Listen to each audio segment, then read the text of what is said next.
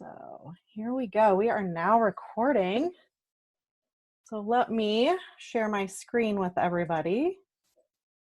Hopefully I can do this right and everybody can hear me. Okay. I'm gonna need a little, hey Donna, can you let me know? Am I sharing my screen? You're perfect. Looks great. You're scared. You're not in presentation mode. We can see your thumbnail slide.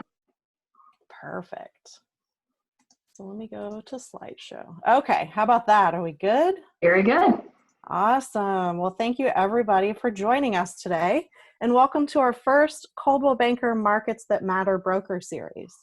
So today's meeting is featuring around how to grow your brokerage through mergers and acquisitions. So we understand that not all of our Coldwell Banker meetings are one size fits all. So that's why we created this series specifically designed for our brokerages who have less than 35 agents. So there is opportunity for everyone to grow, even during a pandemic or a recession. But how do you even begin or even get started in that process? Well, our guest speaker today did just that, and I'm excited for Lucinda to share her story here in just a few minutes. Okay, let me switch slides. Okay, here we go. So if you're new to Zoom, let's do a quick Zoom tutorial. So I want you guys to do me a favor and move your mouse to see the Zoom toolbar at the bottom of your screen. Click Participants and then click Chat. So those two boxes should now pop up on your screen. So from the View Options menu at the top of the screen, choose Exit Full Screen. So now you should see the participants and chat panels are now docked on the right side of your screen. Hopefully everybody can see that. So this will be just a nice way where you don't have to toggle between the chat and the presentation box. And as always, if you have any questions during this entire series, please feel free to type it in the chat box. But I will also give everyone an opportunity if they would like to unmute themselves to verbally ask questions.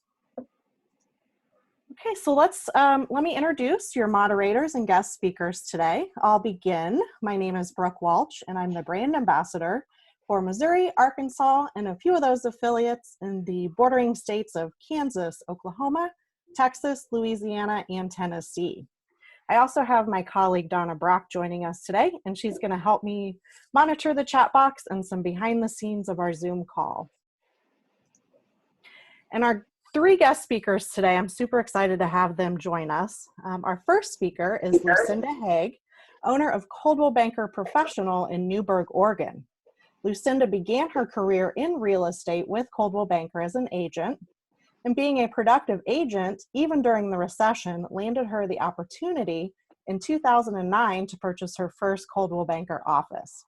She started with 7 agents in one office, and grew her business to what it is today with 4 offices, close to 100 agents. And as if that didn't keep her busy enough, she's also a Tom Ferry coach as well. So that's a little teaser about Lucinda, as she will go into more detail shortly. Now, our second speaker is Adria Hartwig. She's Coldwell Banker's Director of Franchise Development. And Adria's agenda begins with a little background into franchise sales, what it is, and what that means for you. So along with the understanding of the process of mergers and acquisitions from a Coldwell Banker franchise sales perspective. So lastly, we have Bob Christian. He is our Senior District Director for our Western region. And Bob's going to discuss leadership in times of turmoil. So curious about what our markets are forecasting right now and what economic factors we're facing? Well, Bob's going to break that all down for us. And I think you'll be pleasantly surprised when he puts it all into perspective for us. Okay, so let's dive right in. It is with great honor to introduce our first guest speaker, Lucinda Hage. Lucinda, are you on the call today? I am here. Perfect. Well, I am going to stop sharing my screen so we can all see the gallery view, because the way this session is going to work is we are going to have a nice question and answer session with Lucinda. So this is our opportunity to ask her questions on how she grew her brokerage, and then just kind of the steps on how she took it. So I will give everyone an opportunity to ask Lucinda verbal questions if you'd rather ask her verbally rather than type them in the chat box. So, but I'll go ahead and begin because I would like Lucinda to tell us your story on how you got started with Coldwell Banker and why you chose real estate. Well, why I chose real estate is not that glamorous of a story. I was actually a paramedic prior to, and I got married and moved to a new area. And my husband did not want me to continue that. And he had the real estate course in his closet. He's like, this is going to expire in 2 months. So, maybe you want to do real estate. And that's how I got into real estate. But since then, I realized that was something I think I was destined to do since I was a child, was not just be in real estate, but be an entrepreneur and be a leader and have a business. It's looking back on my childhood, it was something that my parents said I often played office a lot. So now I get to play office in the real world. Yeah.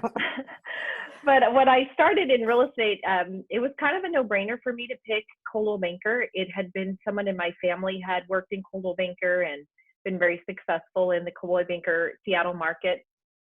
So I recognized the brand and the name. And when I interviewed with the owner at my first office, it was way more professional than any other office I had been in. Seemed like their standards were really high for education and production. There was just so much more offered.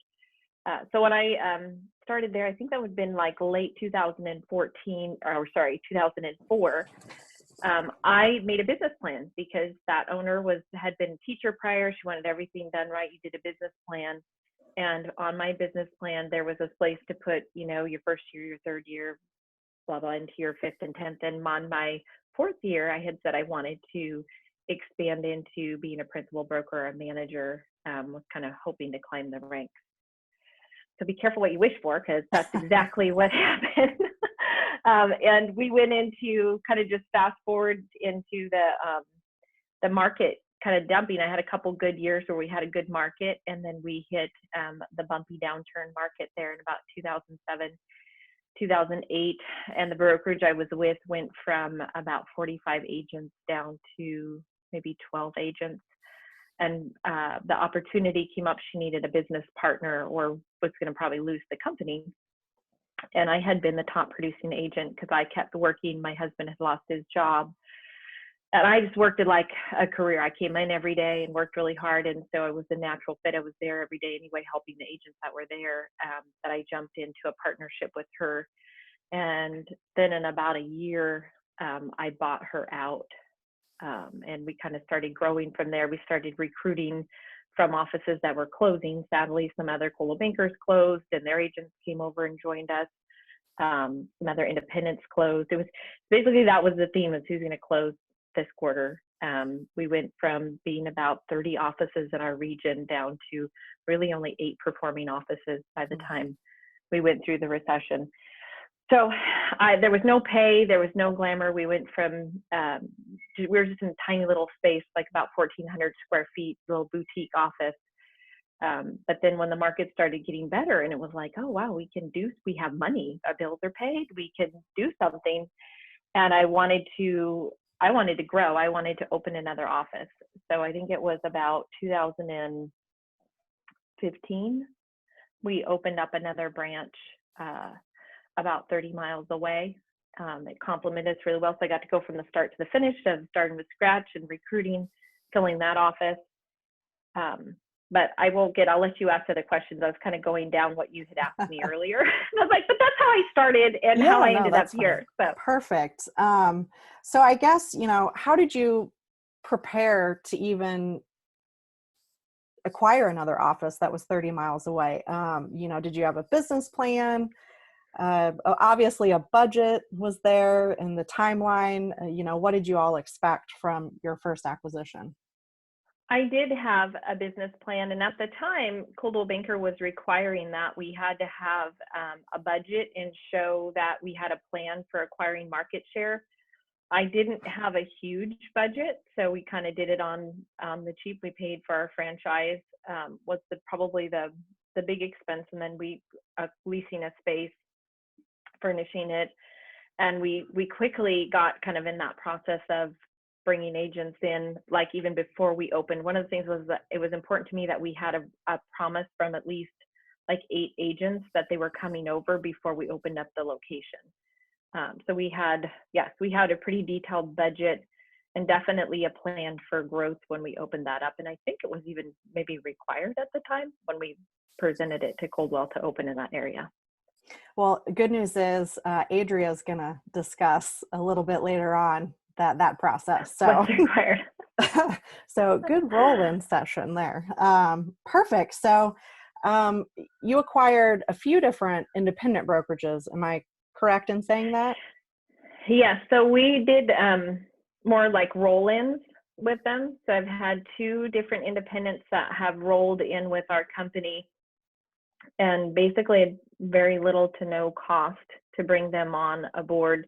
And I would think kind of our strategy behind that, of course, you get market share, but like one of the brokerages was only 2 agents coming over, but it was an independent that had always been independent and was very successful agent. And so bringing her in was like a big splash in the community, and it showed they all never thought she'd go anywhere, and she went to Coldwell, so it must be great. So in that, it brought more agents that weren't even affiliated with her brokerage because of it. So any roadblocks that you learned from your very first roll-in that you could take into your next one, knowing that, hey, I need to do it differently this time? You know, I've been fortunate. I've had some good mentors that have explained, you know, some things to watch out for. I think the biggest thing that I learned really quickly was just to have a plan for financially for what you're going to do to compensate them, to come to them with something before you just even have the conversation. Not that you have that conversation right out the door, but have a plan in mind, because that is usually the first question. Like, you know, what's in it? What are you going to pay me? What are you going to, you know, what's my split going to be? Is have something creative already set up, have a couple different options. Because I know the last one that I did, by having those options in place already, was much easier to just go from the conversation to the close without, you know, a lot of complications. That's good. So what would you tell our owners? I know I've got a few on the call that I work with, and you know, they wear 15, 30 different hats. You know, they're the top producing agent, they're the owner, the mentor, the trainer, you name it. So how do you manage your time, especially when you start, you know, with your first office and then you decide, oh, I'm going to grow? How do you even, they're already busy enough. So how do you manage everything? That's a good question. Now I have a lot of staff, but when I opened up my second office, it really was just me and one part-time admin. And I didn't have any full-time staff till I was pretty deep into my third brokerage that I was opening. And I was the only manager until 2 years ago. So it really is, it's all about scheduling. And I start my day pretty early, and I plan out my day just like I plan out my year. I'm really big into the planning side of it, not just being a Tom Ferry coach, where Tom teaches us to have a plan for everything, but being very specific about how long everything's going to take me to do.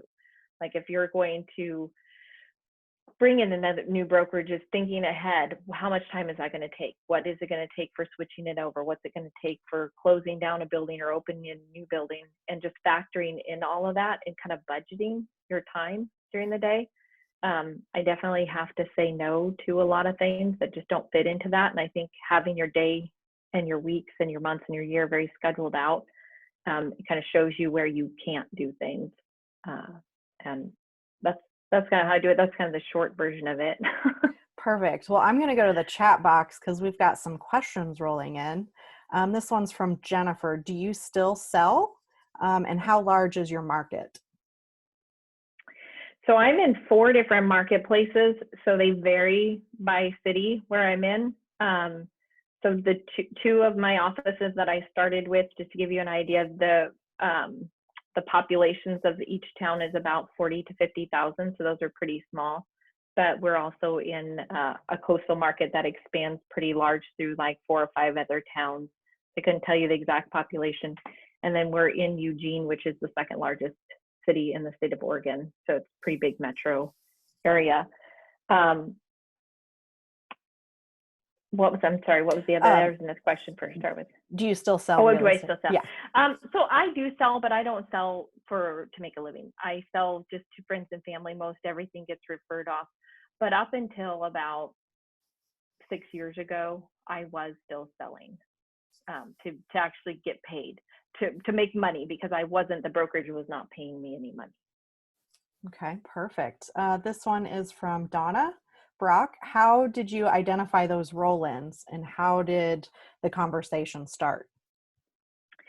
So I looked at the market share and I looked at how much these smaller companies had of the market share. And then in the smaller communities, you kind of know who's going to be a good personality fit for you and what agents they have and maybe where their pain points are.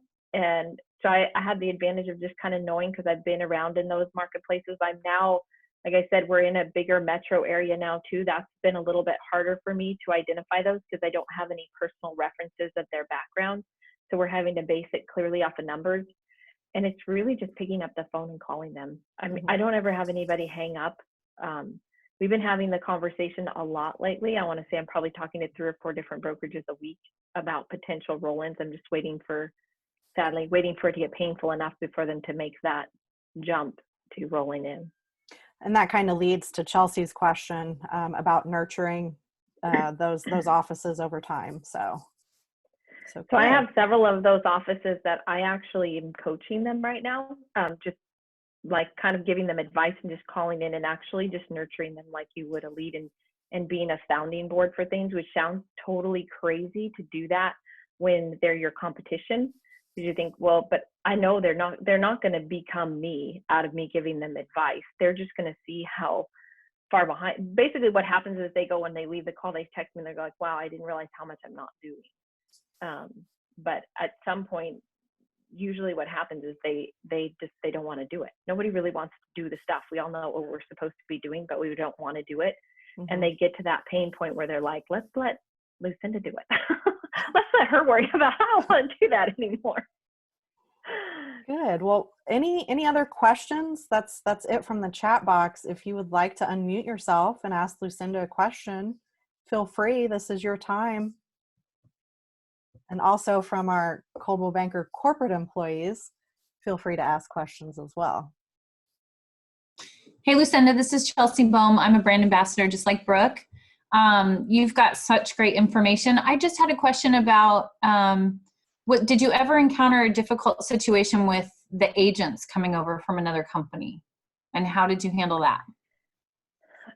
So 2 of our companies that we've acquired were Coldwell Bankers already, which they were owners that were looking to retire. And typically your brand ambassadors will bring those, or your M&A will bring those to you and tell you that they're looking to retire. And the agents, I've had 100% retention on those acquisitions. And then the roll-ins, I had no problem with it, because most of them were pretty small size, where they were going to follow the leader. And as long as you got that leader nailed down on it, they pretty much went wherever, even though the roll-ins were independents that were not getting a better split. It's costing them more money to be at Coldwell Banker, but we had more value. So to follow up on that question Donna Brock asked, did you have any pushback from your existing agents? Yeah, and that is a concern sometimes. Most of them were pretty good about it, because they weren't having, the roll-ins are the ones that actually came in and now they have to go to mingle with the other offices, not so much. I have some agents that have been with me from the beginning, and they tend to be very jealous of my time. So that was probably the biggest pushback, is, oh, it's kind of like you're having another baby. What about me? That was really the only pushback, and not that it's valid at all, but yeah. Perfect. So here's another question that rolled in. I have an agent interested in coming to my office, but wants a high split or a high commission split. How do you determine what split is too high? When I don't make any money. Well, let's say when I don't have make any value, because if it costs, there is agents that I have rolled it in the roll-in process. Some of the, a lot of times you can get a roll-in at no cost if you offer them a good split, if they're a top selling agent. And I will do it if I'm going to at least break even or just make a little. I don't make a huge profit on them, but it's about what they bring with them. If they're bringing value and bringing the market share, if they're bringing value and bringing other agents. But you can, I don't negotiate on our commissions very much at all. He did follow up, would 70-30 be acceptable? Well, I don't know what marketplace you're in. 70-30 in our marketplace, like there's not a lot of agents on a 70-30 split anymore. We're looking, we deal a lot with cap companies, 90% companies. So most of our brand new agents all start in a 70-30. Experienced agents are pretty much coming in at an 80-20. And that's just because most of the companies around us are cap companies and we are not. Okay, here's another question for you. Are your offices in markets that overlap? So benefit of agents to now have multiple office locations. Yeah, they do overlap. 3 of them overlap, and they do. It is a big benefit. It is a big recruiting factor. In fact, we've used that to leverage to recruit, is that we have multiple locations. One thing when I bring on another location is it's all rekeyed the same. Copy machines are all the same. Everything's exactly the same in each office in that perspective. So the agents can easily drop in from office to office and move around. And now, since this has all happened, we've gone to one company meeting every week via Zoom. So everybody's seeing all of the managers every week, and they're now the managers are all helping all of the agents instead of them feeling like if they don't like the answer they're getting from one broker or they're not jiving with them, they have other options, which I think really helps with retention too. So Tammy asks, you mentioned creative commission split options. Any ideas to share?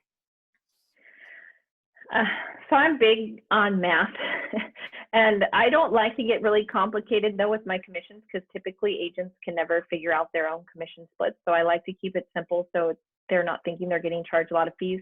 I'm not big on charging fees to agents if they're not, and I know this is how a lot of companies make profit is they charge their monthly fees to have that consistent income.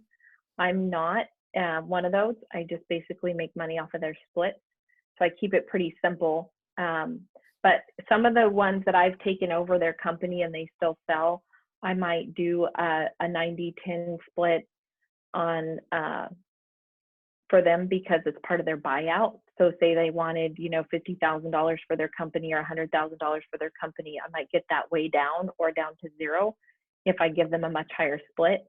And it doesn't really cost you any money if they're not producing. So, and if they're producing, they're helping your market share, they're putting signs in yards. So that's how I justify it in my head, as long as that after I pay my franchise fees and all of that, I'm not going in the hole on these agents. Perfect. Well, due to time constraints, we've already been on the call 24 minutes. So we could go on and on and on about commissions, but I really want to kind of keep it in one lane because we can start going off in several. So Lucinda, thank you so much for giving us your best practices and your story.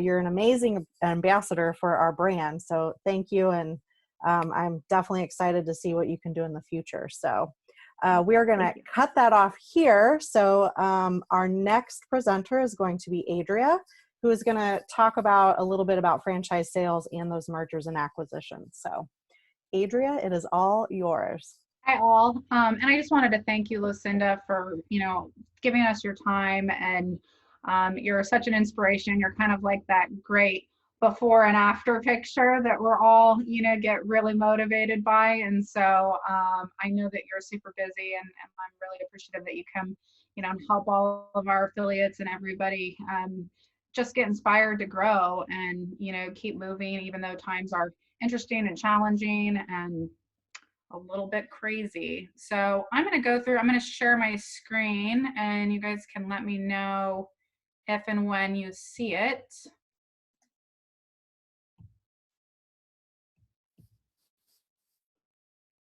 It looks like, yes, you are sharing your screen. Okay, great. There you go. All right. So I just kind of want to start out with, how as Coldwell Banker affiliates will we own the recovery?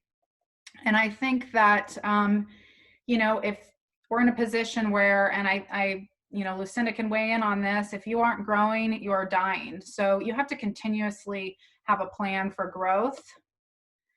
The 2020 trends that we're seeing are older firms are exploring exit strategies. The average age of a real estate broker, the last stats that I saw was 58. So, you know, that means that you've definitely got some people on the younger end, but that also means you got some people on the older end too, you know, that are in their mid 70s that are, you know, hanging on and out there because they haven't had anybody reach out to them to even offer them an exit strategy. So those are really good opportunities for you to sit down and, you know, have a mocha at the nearest Starbucks and ask, you know, some of those owners that are starting to, you know, get up there in age, what's the plan? What's the exit strategy?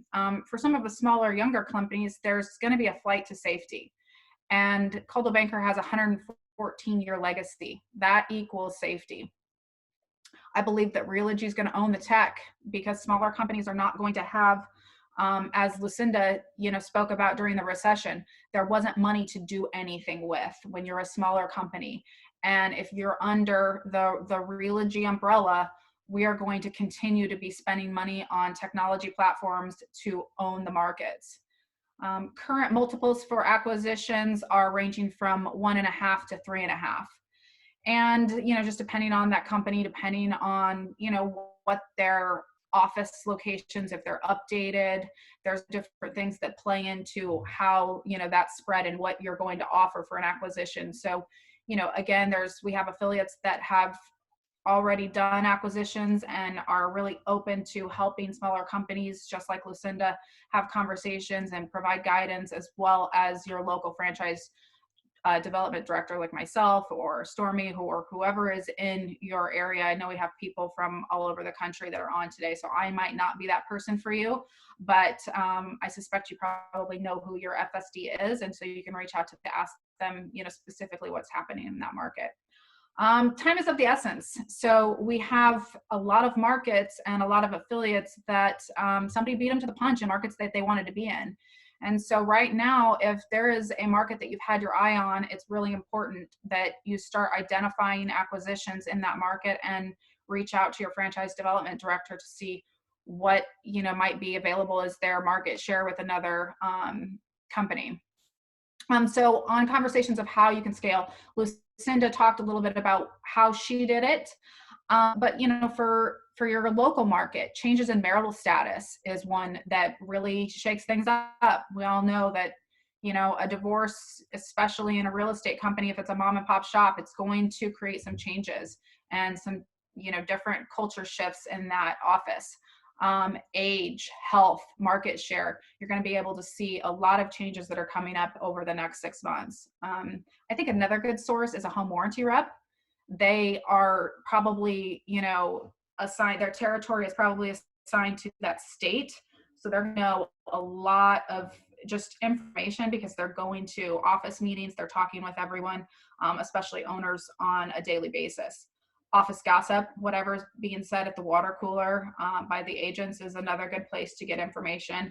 And broker metrics is also another good place to get information. If you're seeing a company that's really growing or has dropped in market share, maybe something's going on. Maybe there's a health issue. Maybe there's a marital status issue. So, you know, kind of paying attention to that and making sure that you've got your pulse on what's going on in your local market. So we're just going to kind of go through and talk a little bit about what the different, you know, ways that you can grow and what they're called, because you heard, you know, Lucinda mentioned roll-in. So the first one that we're going to talk about is an acquisition. So that's actually the buying of an existing unaffiliated company. So they're going to relinquish all ownership. It's usually structured in some kind of an earn-out, but sometimes it's not. Somebody, you know, may say, I want to be completely out. I don't want to have anything to do with real estate anymore. So, you know, just like a real estate contract, a business contract is just the same. They're going to be structured in all kinds of different ways. You do need a committee approval, and you need an application with photos of the new physical branch office to do an acquisition. Merger is where you are going to join forces. So this is somewhat of a partnership, and the ownership might not be 50-50. It might be 20-80. It might be, you know, 70-30. So that can be up to the two parties. This also needs committee and application approval for the branch office and pictures. and roll in. So you heard Lucinda mention that term, and that basically means you're going to roll all of the existing agents into your existing office. So you're not going to have to get a new office, you're not going to have to go to committee, and you're not going to have to, it's going to take a lot less time. So that's why it's such an amazing opportunity to grow market share and to grow agents pretty easily without having to, have a lot of cash outlay. And then the branch startup. When you decide that there's a market that you want to be in, that you think that you have a lot of commitments from agents, maybe you've identified a large team and you want to be in that market, you will need an application and you will need pictures of that new physical office and go through committee process. I think that a lot of people overlook CBC as a growth opportunity. So I think that that's something to keep in mind, because we have a lot of open markets in where CBC is concerned. There's going to be, I believe, and Bob Christian is probably going to follow up on this, and he can weigh in even now if he wants to. But I think that in the commercial stratosphere, we're going to see a lot of changes pretty quickly. So I think that there's going to be a lot of opportunities. The company dollar is very high for commercial. So I would love to more of our residential affiliates really keep this in the back of their mind as an opportunity to grow their company and grow their profit.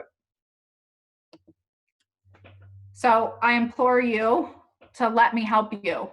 Make sure that you communicate early on, any acquisitions that you're thinking about, because time is sometimes of the essence, especially now as the market continues to change. I want to make sure that we are getting things done as timely as we can. Some things take a minimal amount of time with home office and getting all of the different things that we need done through committee. So typically your average acquisition is going to take at least 60 days. So if you're waiting until you've been talking to them for 2 months before you send me a text or reach out, then we probably have another 60 days from there, and that might not be enough time for, this company might be floundering or whatever's going on. So I really encourage everybody to raise your hand. Everything will be confidential. I know that sometimes that people get a little concerned about that, but please just make sure that you're getting a hold of your franchise development director as soon as you possibly can. So how to own the recovery. So 79% of brokers are seeing opportunity ahead in their markets. They're just not sure how they're going to actually enact a strategy for acquiring some of these companies that may be ready to be gobbled up. Scalable. Most companies will need to be larger to be a future player. Growth capital. Independents are not going to have the growth capital that Realogy provides. So that puts you at a much better position to be the one that's going to be able to take advantage of some of these companies that are ready to be purchased. Value position. You have the best value proposition there is to have. You're called a banker. There's no other legacy that has the safety that we are able to provide. Brand expertise. You have so much support through your brand ambassadors and all of the CBU and all of the different things that we're able to offer as a brand, as well as direction like we're having now. How do you perform the merger and acquisition? Where do I start with an NDA? Where do I start with an offer? All of those things your franchise development director is going to be able to help you with. You can stand under my umbrella. So everything is great for small independents when the sun is shining and the market's great and cash is rolling in. But as we've seen, we've had a little bit of thunder. So people are going to be really appreciative to be able to stand under the umbrella as the weather continues to, get nasty outside. How will you take care of my baby? I think that is a conversation that's really important to have, because I think that if you've ever been a business owner, and some of you and all of you, on this call, except for the corporate people, may not have had that experience, but it feels like a child. Their business and the success and the future of their business is very important. So if they're going to sell it to somebody, they are very invested in, are you going to take care of my agents? Are they going to be prosperous under this new brand and all of those sorts of things? So I think making sure that you're developing trust and having a conversation that, how you've improved the lives of the agents that you have now, how different learning platforms for Coldwell Banker and the brand has helped the agents, and how specific your office culture is, and what things you do to make sure that everybody is really happy and in that office, I think are important. How will you fund the growth? Well, again, we are still offering funding at Realogy for acquisitions. So reach out to your FSD to talk about certain companies, what's available, and that will go into, you know, having conversations about what to offer and how to structure the deal. What the FDD. So you need to make sure that if you're having conversations that you've reached out to your franchise development director so that we can disclose this company. Because if you're having conversations about, you know, anything that's financial in franchise fees, marketing fees, et cetera, with another company and they haven't been disclosed, that's not good. We need to make sure that they get disclosed. It's kind of like an agency disclosure. It needs to happen right up front legally to stay on the right side of things. So what happens when you actually have a deal in the hopper and we've got it, you know, we've got a deal signed and we're trying to push it through the brand?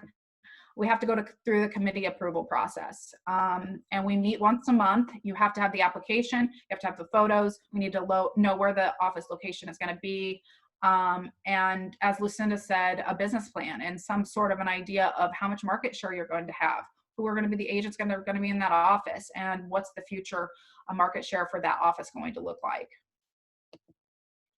Recruitment for 2020. So recruitment funding is currently on hold due to COVID-19. We are hopeful for a return during Q4. Again, you're going to, you know, hear more about that from your brand ambassador and your franchise development director as things continue to change. Large teams that are 250,000 and above may qualify for roll-in funding. So if they have a P&L statement, that may be something that we can you know, package as a roll-in. And so again, reach out to your franchise sales director to, you know, continue to ask questions on how we can make those numbers work. That's pretty much it. This is my information. I'm sure a lot of you that are in my territory have that information. And if you don't, you can always text me if you're not sure who your franchise sales director is, and I can make sure that you get their information. And I'm open to questions. Like we don't have anything in the chat box yet. So everyone, if you would rather ask Adria a question verbally, please unmute yourself.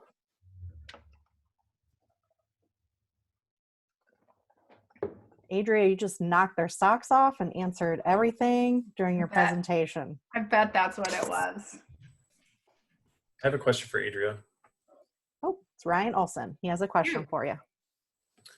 I've been on the receiving end of these, but just wondering if you guys have any template letters or any type of letters that we could, you know, personalize or customize as far as that, maybe that initial reach out to an independent, or if we're targeting a certain market to, you know, it's yeah, absolutely. I do have some. You know what I'm talking about? And I will forward those to you as soon as we get off the call. I don't know that you'll love them. They're not, you know, approved by legal or anything like that. They're just kind of things that Stephen and I actually put together, you know, kind of copied and pasted from different letters that we personally liked. If Lucinda's still on and you want to weigh in on anything that you use, love to hear from you also. We also have a new campaign that's going out that, you know, just is more brand focused in the capacity that it really dials in on some of the things that we offer under the umbrella, like, you know, CBU and, you know, other tech platforms and CBX listing presentation and different things like that. So once we get that campaign, I will get with you and see if there's any that you want to, you know, that you think will be beneficial that you could personalize, Ryan. And, you know, you could do some of those also. I know some of the ones I've received too are even anonymous. They might be sent by your by an attorney on your behalf, and it's just then they can, and it's possible that might be easier for them to just out of curiosity call the attorney and find out, and then right, you know, so start the conversation. I'm real curious, Ryan. This is Bob. How did you feel when you get an anonymous letter from an attorney asking you if you want to sell your business, or if you're in distress and want to join some other company? How did that make you feel? It wasn't worded that way. It was just that it says, I have a client who's very growth minded, looking to expand into your market. And if you would have an interest in, you know, having a discussion, and then they just left their contact information. So I mean, I just kind of chuckled and laughed, and then I did my own research to find out who sent it. So, and that's why I asked the question. I grew a company in the last Great Recession to 23 locations in 3 states by doing a lot of the things that Lucinda was mentioning, rolling in other companies. And when I started, I tried the letter routine, and I tried a variety of letters. And I found with later follow-up calls that most people were chuckling at the letter when they got it, thinking, oh, this is just garbage. I found my most successful technique was to actually target a select group of folks, as Lucinda mentioned, that you think will fit into your culture real well, because I was primarily focused on rolling in the people, closing down their location, and rolling in the agents.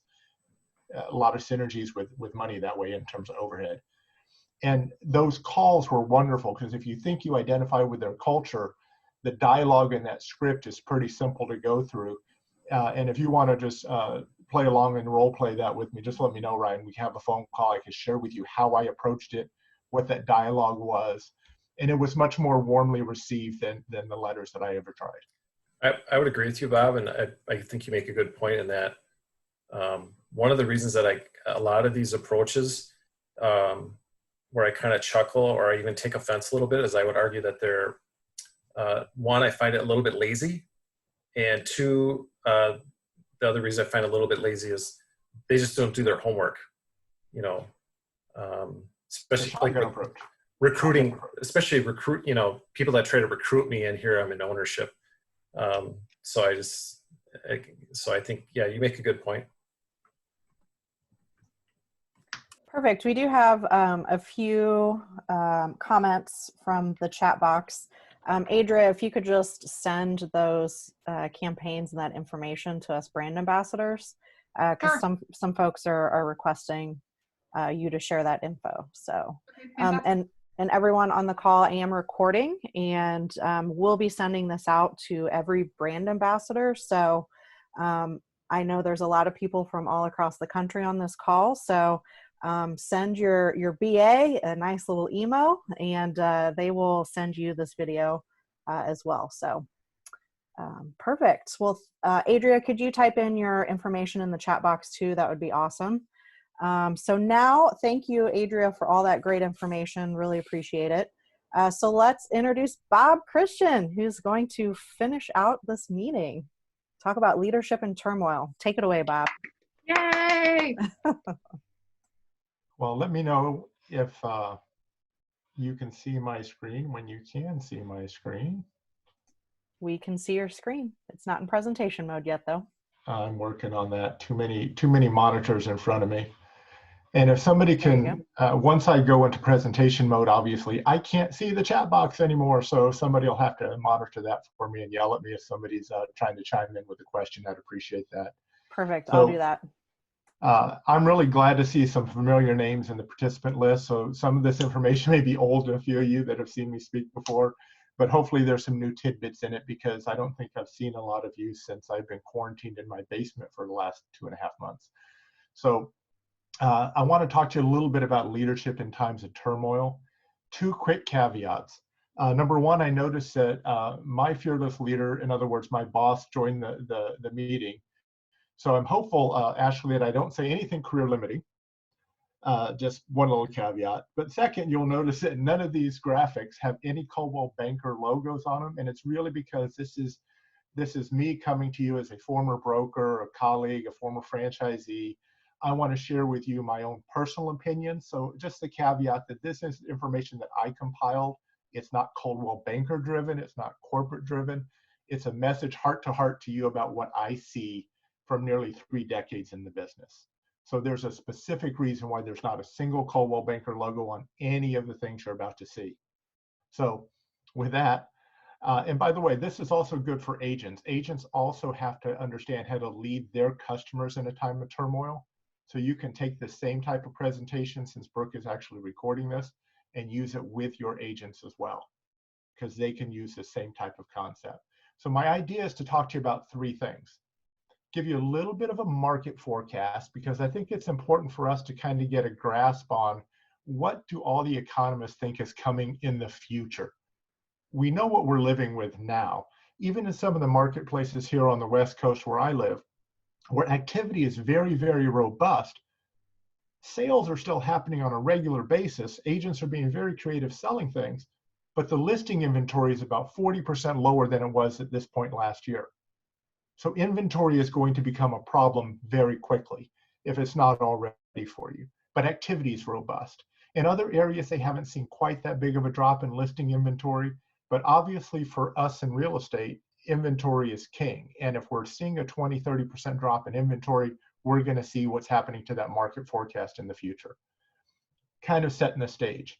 I want to share with you behind that some of the economic factors that are driving that. Not just is there a pandemic. I want to share with you the economic factors, what supports that market forecast, because that'll help build confidence in some of your agents and maybe even yourself if you're feeling a little anxious about the future. And then I'm going to close with a few tidbits about things that you can share with agents, what agents can share with consumers to support them during this time. Because what I found, and this ties into what both Lucinda and Adria were talking about earlier, they phrased it in different ways. There's a lot of people that got into this business. They thought they wanted to be matadors, and now they find themselves in this ring with 2,000 pounds of bull bearing down on them. Now they found out that they only wanted to be, wear tight pants and hear the crowd roar. Agents got in when the times were good. Listing inventory is tight. They're not that adept at getting out new business or soliciting new business. They're getting out of the bull ring. What you're seeing is all across the country, every metric that's tracked, the top producing agents that can go solicit business are gaining more of the market share, and the others are getting out of the bull ring. That's important for you to know as a leader, because if you quartile your agents, you need to be able to keep that lower quartile for when times get good again. You got to keep them in the bull ring. Some brokers are feeling the same way. Brokers that got in because times were good. Adria talked about the independents that were looking for safety. Lucinda mentioned how she can approach these brokers that suddenly they find this bull bearing down on them. They want out. They don't want to fight the good fight anymore. They want out. That's important for you to know, because when Adria talks about you could buy a company for 1.5 to 3.5 times EBIT, which is typically 1.5 to 3.5 times last year's profit. Right now, after the first and second quarter, their last 12 months profit looks horrible. So if their last 12 months profit is down to $1,000, you could buy that company at 3.5 times EBIT for $3,500, and they can get rid of all their overhead. This is why roll-ins in this period of time are golden. To speak to what Ryan was saying earlier, that phrase what I did in 2008 when this was coming, I targeted every real estate brokerage that was a non-affiliated brokerage. I don't like to call them independent because that gives them too much credit. Independent sounds strong. So I would say non-affiliated brokerage. And I would target those that had anywhere from 3 to 10 agents. 7 was the sweet spot that I found. And my call to those brokerages was very simple when I talked to the owner.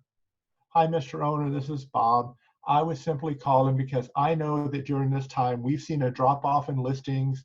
We're struggling to maintain our market share. I'm sure you're feeling the same thing. And you know they are, because if my profit's gone down, and I was a $30 million GCI company, if my profit's going down, I know how much theirs is, right? So I can throw out the olive branch. Hey, if there's ever a time that we should probably collaborate and join forces together, now might be the perfect time. Have you ever thought about joining forces with us? That was my general pitch.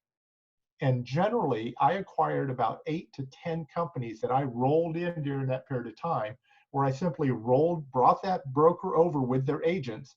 I gave that broker a sweetheart split, as Lucinda said, for their buyout for that $3,500 I had to pay them. I gave them a sweetheart split for a long period of time, and I gave them a 1%, 2%, 3% override on all the agents they brought over, as long as those agents stayed with the company. They got rid of their lease space. They got rid of their copier lease. They got rid of the coffee bill, the toilet paper bill. They didn't have to be the broker of record. They didn't have to have the 9 o'clock call at night about the deal falling apart. They got a sweetheart split, no risk. That is what's happening in this type of marketplace right now. If you felt a little squeeze on your pinch, know that a lot of people are bailing out of the bull ring right now. They're going to let other people come in and save the day. Did I just call you guys clowns for coming in and save the day? Because that's what happens, right? The clowns come in and save the day. Anyways, that was unintentional. So just remember, you're the true matadors. When you stay in the bull ring and you fight the bull, you use strategies, whether it's duck and dodge or whatever it is, you're fighting the bull. And this is an opportunity for growth if it's approached right. So let's talk about where we're at.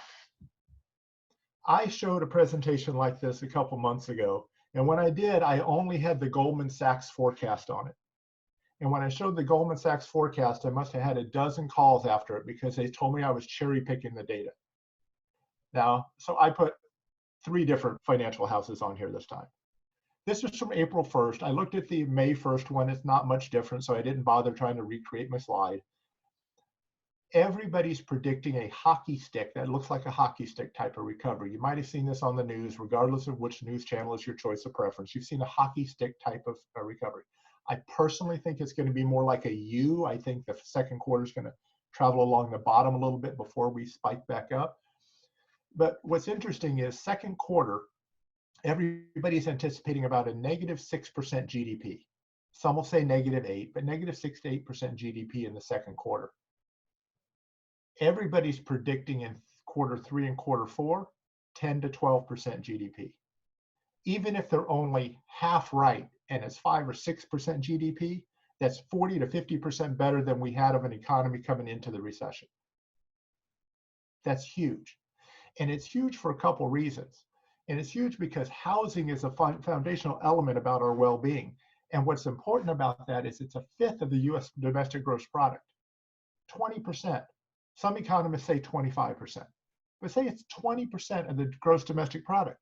If we have a 10 or a 12% GDP in quarter 3 and quarter 4, we're talking about 3 to 5% of the GDP is going to be housing related expenditure. Our whole GDP in quarter 1 was 3%, and we were rocking it as an economy. If housing alone is 3% of GDP, we're in trouble. 1.4 million realtors isn't going to be enough. Go back where I said you got to keep that lower quartile engaged, because the opportunists, we're going to need them to take up the business that the top producers can't handle it when it gets better. This is important, guys. And it's also important, why do we know this? When we talk about market conditions, the economic impact of a home sale, now this comes from NAR, economic impact of a home sale isn't just the sale of the house itself. It's all the things that go with it and how it impacts the housing, the whole marketplace, your economy in your community afterwards. If you look at these communities, 50,000, 60,000, 120,000, even in Wisconsin, 69,000, Ryan, Minnesota, 84,000. This is the impact, not of the home sale. This is the refrigerators, the lumber, the home inspectors, the appraisers, the title work, all the things that come into throwing the housewarming party. Everything, when you look at this, the economic impact of a home sale is huge. So think about this from this turn. In 2008, we brought everybody into the recession. We were the reason of the recession, right? Now we enter this recession in a completely different scenario. We enter this little recession, probably a big recession, underbuilt. Not like in 2008 when we were overbuilt and we were giving everybody a loan that could breathe. We were doing no loans, no income, no asset verification. Here's your keys to your house. Here's your loan, 100% financing. So when this economy rebounds, which is it will, we're going to lead the way out of this recession. So remember, from Myers research, I'll tell you, last time we led everybody into the recession, this is not the same. This is a recession for leisure, hospitality, trade, and transportation. Look at who's out of work right now. Look at the industries that are really suffering right now. This is especially important for a brand like Coldwell Banker, because Coldwell Banker is not the typical brand of the barista at Starbucks. Yes, we sell baristas at Starbucks houses, but we're the sophisticated business acumen brand. When Lucinda talked about, when she interviewed, she said we had more professional business acumen. That's why our average sales price is 14% higher than the NAR average. We serve a higher end clientele. That's why we sell more luxury homes than anybody else in the world. So understand that this is not a housing or banking crisis. This is a leisure, hospitality, trade, and transportation crisis. Housing is going to be one of the driving forces of our recovery. That's the market forecast, guys. This is from Wells Fargo. This was from Myers Research. This was from the chief economist of the National Association of Home Builders. This isn't me saying it's going to happen. The market forecast is housing is going to drive us out of the recession. We need the people to be there. So what's driving the factors right now? What's causing the economy to be at a standstill? Well, clearly that's all that happened in this case. It's not a housing bubble. It's not a banking crisis. We hit pause on the economy. We stopped the economy, right? And what happened was you had a record amount of layoffs. Now, this is a little bit old of a graph as well, but guys, we've had 30 million people unemployed. Again, hospitality, leisure, transportation. And what your agents will look at is they'll get fearful of this, and your consumers will get fearful of this. But you got to keep pointing your agents back to this, and you got to keep pointing your consumers back to this. We will come out of this, and it'll be a positive spike, whether it's a U or a hockey stick, we don't know, but it's going to be good. We have to understand that even with a 15% unemployment rate predicted, maybe as high as 20 by the more aggressive standards. Look how fast every economist is planning for this to go down. And this is a Goldman Sachs forecast that it's going to go from 15% to 6 to 8% to 5% to 4%. This is not going to be a long sustained unemployment period when the economy opens up. This is huge for you to understand the economic factor behind this, because unemployment rates and home sales do not line up. People would like to say a lot of unemployment is going to cause a lot of people not to buy houses. Instead of trying to read this graph, just look at my bullet points, it'll make more sense. Unemployment rate was spiking in 92 and 93, but home sales increased. It was also doing the same thing in 2001, 2003, home sales increased. But it was rising between 2007 and 2010, and home sales went down. And in 2015 to 2019, unemployment was really low and falling, and home sales were flat or just inching up a little bit. So you can't, though your agents will look at the news, your consumers will look at the news, they'll all start talking and focus on this unemployment rate, but historically, they don't line up. And even more so, when you look at the current unemployment rates compared to the past two financial crises, the Great Recession of 2008 and the Great Depression, this is not a sustained unemployment rate. So even if you're going to focus there, you could see the fact that this is going to drop quickly and the recovery is going to be quicker, because in the last two issues, we had sustained unemployment. So what does that mean? What are you going to do with your agents knowing this, right? So that's the key. What are your agents going to do? And if you want to just change this slide for them to use with consumers, they can do the same thing with consumers. Agents and consumers need to know homeownership is an important source of wealth creation. There's dozens of slides. Just go to Google and you type net worth of people that own houses versus people that rent. And you'll get dozens of slides that show you how much wealth is built when you own a house. It allows succeeding generations to climb up the economic ladder. Housing builds wealth. Just look at Warren Buffett. So you also have to look at this. Ivy Zellman, which is a little bit, she's a little bit more of an optimist here.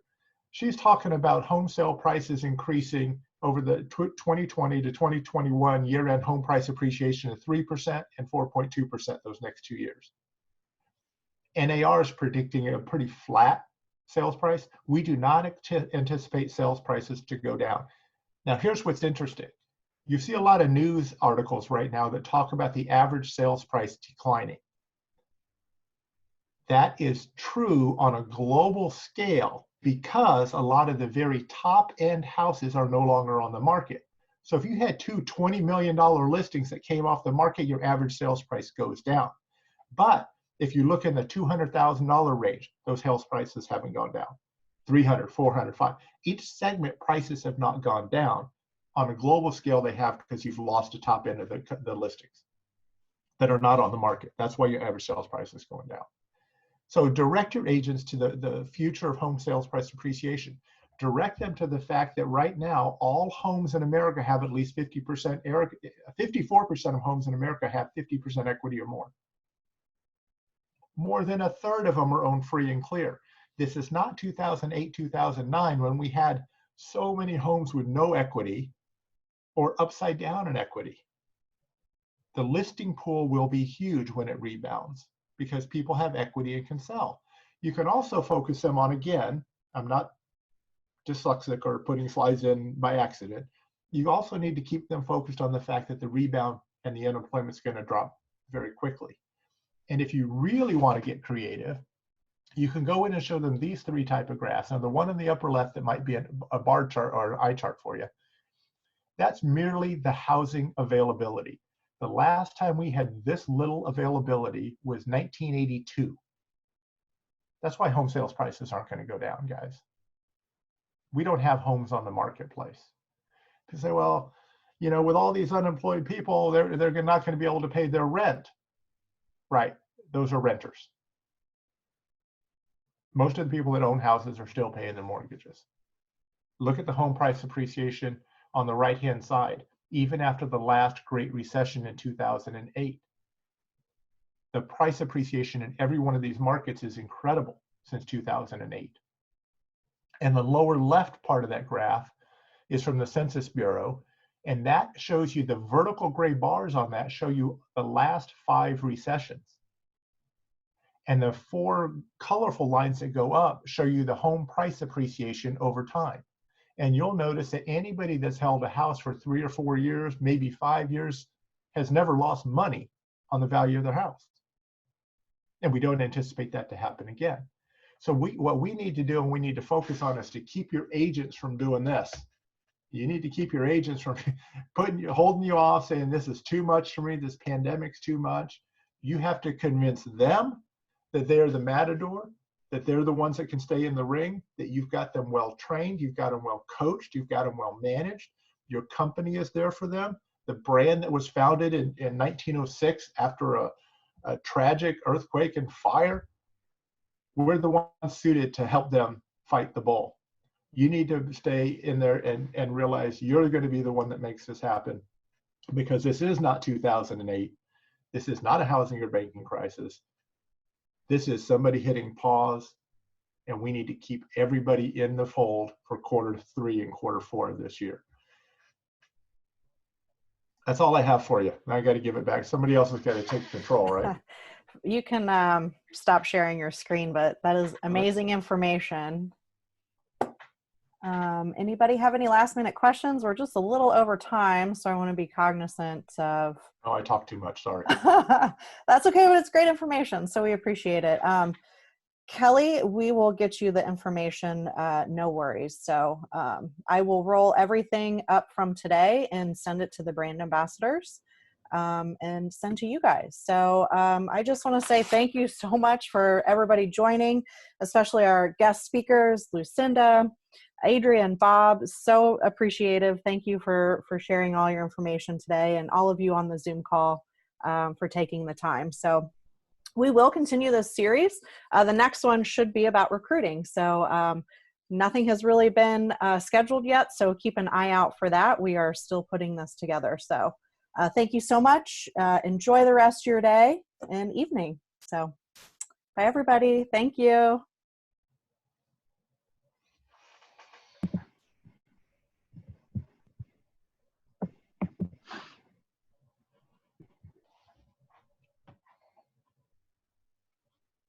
Good job, Bob. Yes, very good. It was a good day, Hambrick. Thank you. I think a lot of people joined. I think we had about 60 people. So You had 60 people. yeah, good. I'll get all the information together for you, and I'll roll it up into one. So if if anybody has questions, you can email it to them. So all right, make it a good week. yes, you too.